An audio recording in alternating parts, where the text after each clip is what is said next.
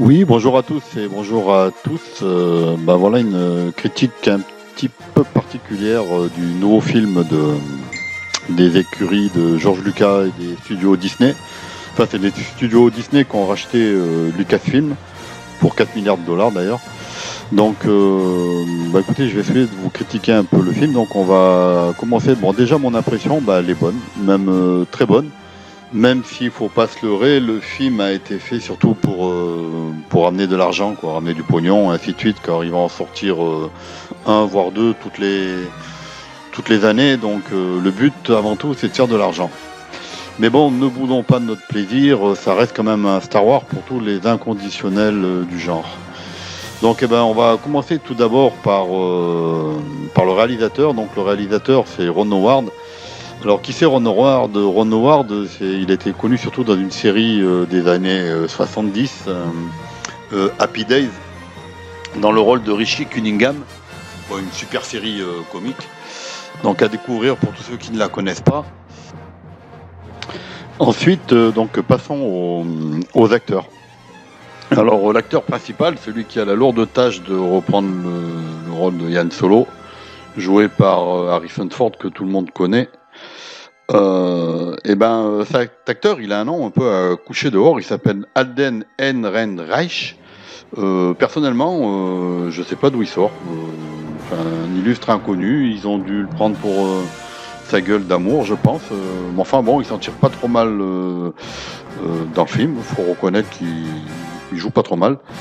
Ensuite, alors on a dans le rôle du mentor de notre héros, on a Woody Harrelson. Alors lui, par contre, c'est un acteur qu'on voit souvent dans les films américains.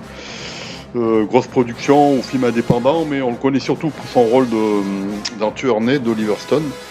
Donc voilà, film à découvrir aussi. Oui, ensuite nous avons Emilia Clarke. Alors Emilia Clarke, on la connaît surtout pour sa participation dans la série Game of Thrones, dans le rôle de la reine Daenerys. C'est la reine qui s'occupe des 3 dragons en fait dans la série. Donc elle joue bien, même je trouve même qu'elle joue très bien. En plus elle est très agréable à regarder, donc ce qui n'est pas pour déplaire.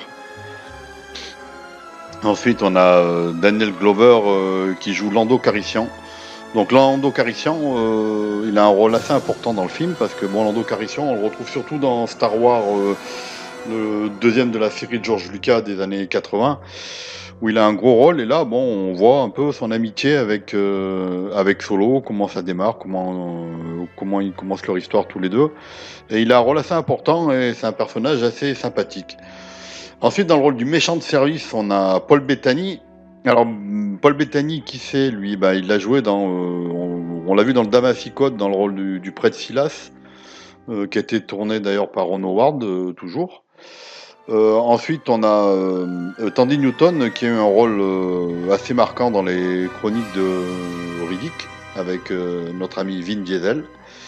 Et voilà pour le casting principal. Donc, on peut dire que tous ces acteurs s'en tirent pas trop mal, hein, ils se débrouillent bien. Alors oui, je viens de m'apercevoir que j'allais oublier un personnage incontournable de toute la série, de 1977 à de nos jours. Donc c'est Chewbacca, Chewie pour les intimes. Et donc là, on voit sa rencontre avec Han Solo, leur amitié et comment ils décident de combattre l'Empire. Donc c'est un personnage vraiment incontournable parce que on le voit vraiment de partout. Passons maintenant mes jeunes apprentis à la critique du film.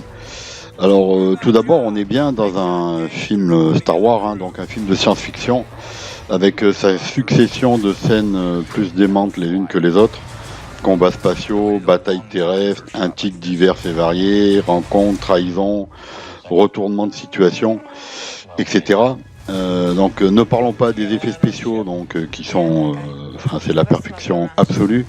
Bon, à savoir que l'ILM, c'est l'Industrial Light and Magic de George Lucas. C'est la boîte phare en Amérique pour tout ce qui est effets spéciaux, hein, c'est les leaders incontestés. Une chose m'a marqué au premier abord, c'est la photographie du film. On a là une image douce, chaleureuse, assez éloignée des autres films de la saga, qui ont plutôt une image colorée, avec beaucoup de couleurs, bien criardes. Donc, à savoir qu'au cinéma, l'image en fait, c'est jamais nette. C'est toujours une image En fait, douce, généralement verte ou bleue, ou une combinaison des deux. Mais on n'a pas du tout l'image qu'on peut avoir sur un téléviseur ou une image vidéo. Alors pour l'histoire du film, là on assiste bien à la genèse de Han Solo, ses débuts dans les tripots, dans les bas-fonds de villes sordides, où il doit se battre pour survivre.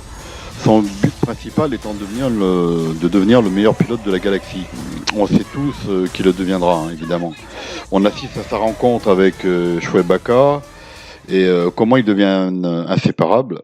Son intrigue amoureuse également avec Kira, qui on verra à la fin du film, mais là je peux pas vous spoiler l'histoire, est plus ou moins trouble et on ne sait pas vraiment de quel côté elle se trouve. La seule mention du film fait à la force se trouve justement à la fin du film, mais je vous en dis pas plus. Mis à part cela, même si le film a mal démarré aux USA, et si un film là-bas ne fait pas 300 millions de dollars en un week-end, c'est que c'est un échec. Le film a été également boudé par les fans. Moi, en ce qui me concerne, je le trouve très bien et je me suis régalé. Je l'ai même trouvé même mieux réalisé que les précédentes suites. Donc peut-être parce qu'il y avait Ron Howard aux commandes, je pense sûrement même. Alors voilà, si vous avez aimé l'univers Star Wars, créé par George Lucas, alors qu'il se trouvait à l'hôpital d'ailleurs, foncez. Et surtout que la force soit avec vous et avec moi par la même occasion.